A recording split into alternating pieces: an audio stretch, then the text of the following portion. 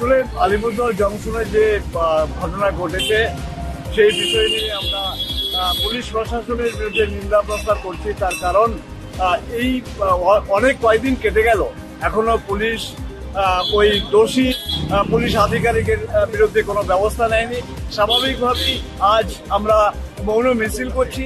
আমরা এই ঘটনার বিষয়টি নিয়ে এখনো জেলার পুলিশ সুপারকে জানাবো, অবিলম্বে ব্যবস্থা নেওয়ার দাবি জানাচ্ছি। কেননা তা না হলে আগামী সামনে বিধানসভা নির্বাচন রয়েছে, সাধারণ যে সাংবাদিকরা কাজ করবেন তাদের উপরে আবার আক্রমণ হবে। এটা এই নিন্দাজনক ঘটনা যাতে পুনরাবৃত্তি না হয় এবং সাংবাদিকরা সুস্থভাবে কাজ করতে পারে।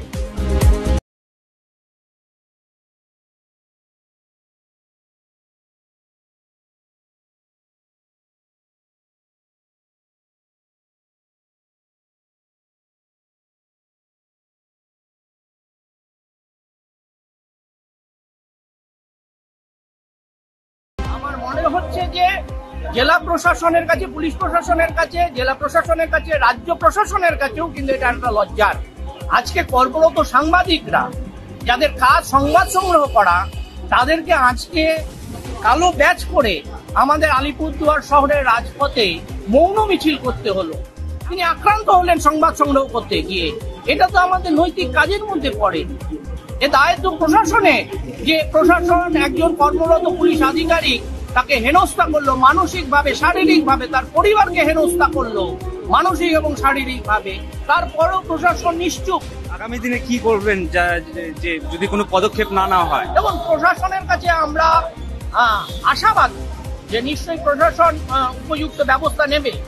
যদি আগামীতে যদি সেরকম ব্যবস্থা না নেয়, আমরা ধাপে ধাপে আলোচনার মধ্য দিয়ে একের পর এক আন্দোলন সামিল হবো। আমরা রাজ্যের মুখ্যমন্ত্রীকে এখান থেকে আলিপুরদুয়ার জেলা প্রেস ক্লাবের তরফ থেকে আমরা মুখ্যমন্ত্রীকে ফ্যাক্স বার্তা পাঠাবো। আমরা রাজ্যের স্বরাষ্ট্র সচিবকে ফ্যাক্স বার্তা পাঠাবো। আমরা এর পরবর্তীতেও যদি কোনো কাজ না হয়, পরবর্তীতে যা যা করণীয়, কেন আমাদেরকে রাস্তায় নেমে কাজ করতে হয়। আমরা আজকে পুলিশ প্রশাসনের কাছ থেকে আমরা যদি এই ধরনের আঘাতপ্রাপ্ত হই, তাহলে আগামী দিনে সামনে নির্বাচন, যদি রাজনৈতিক দলগুলোর কাছে যদি আমরা এই আঘাতপ্রাপ্ত হই, আমরা কার কাছে যাব? প্রশাসনের কাছে তো যাব। সেই প্রশাসন নিজে আক্রান্ত করে আজ নিশ্চুপ হয়ে বসে রয়েছে, কোনো পদক্ষেপ করছে না।